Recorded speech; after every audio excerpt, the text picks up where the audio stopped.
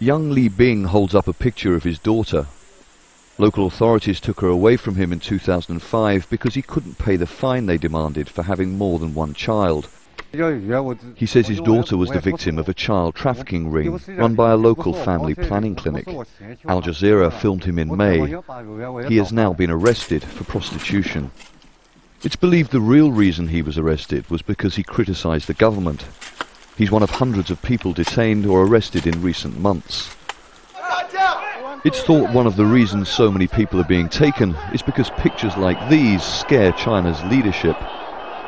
The uprisings across the Middle East appear to have inspired anonymous calls on the internet for Chinese people to stage popular uprisings.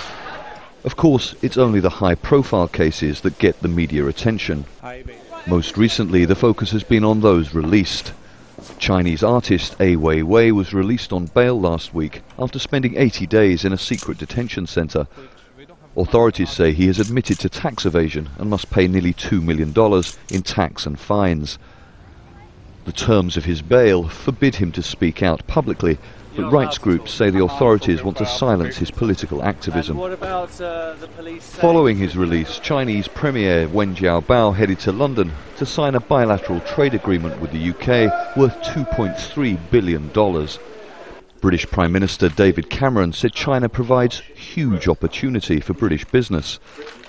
When mildly pushed on human rights issues, Wen said cooperation and dialogue was needed, not finger-pointing.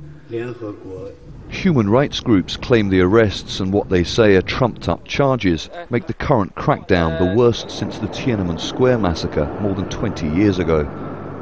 Yang Li Bing, it seems, is one of its most recent victims.